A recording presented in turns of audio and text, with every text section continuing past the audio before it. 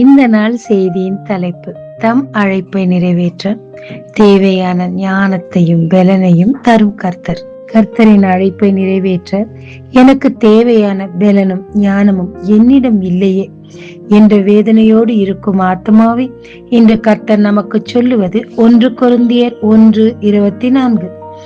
எவர்கள் அழைக்கப்பட்டிருக்கிறார்களோ அவர்களுக்கு கிறிஸ்து தேவ பலனும் தேவ ஞானமுமாய் இருக்கிறார். பிறக்கும் முன்னமே சத்துருக்களிடமிருந்து தன் ஜனங்களை காப்பாற்ற சிம்சோன் அழைக்கப்பட்டிருந்தார். அதற்கு தேவையான பலனை தேவனே தந்திருந்தார். மதீனத்தால் அதை இழந்த போதிலும் திரும்பவுமாய் கேட்டபோது திரும்பவுமாய் தேவன் தன் பலனை கொடுத்து தன் சித்தத்தை அவர் மூலம் நிறைவேற்றினார். தாவீதுக்கு பிறகாக தன் ஜனங்களை ஆளத்தக்கதான ஞானத்தை தேவன் சாலமோனுக்கு கொடுத்திருந்தார். அவருக்கு முன்னும் சரி அவருக்கு பின்னும் சரி அவரை போல் ஒரு ஞானவான் இல்லை என்ற பெயர் பெறும் அளவுக்கு தேவையான அளவு ஞானத்தை தேவன் அவருக்கு கொடுத்திருந்தார்.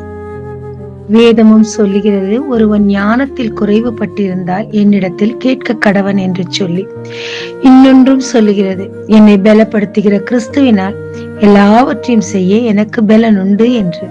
கர்த்தரால் அழைக்கப்பட்ட நீங்க இந்த வேலையை நான் எப்படி செய்வது, எனக்கு பலன் இல்லையே ஞானம் இல்லையே என்று சொல்லி அங்கலாய்க்குவதை விட தேவனுடைய வசனத்தை உரிமை பாராட்டி தேவையான ஞானத்தை அவரிடத்திலிருந்து கேட்டு பெற்றுக்கொண்டு தேவையான பலத்தை அவரிடமிருந்து எடுத்துக்கொண்டு நாம் விசுவாசத்தோடு முன்னடப்போங்க.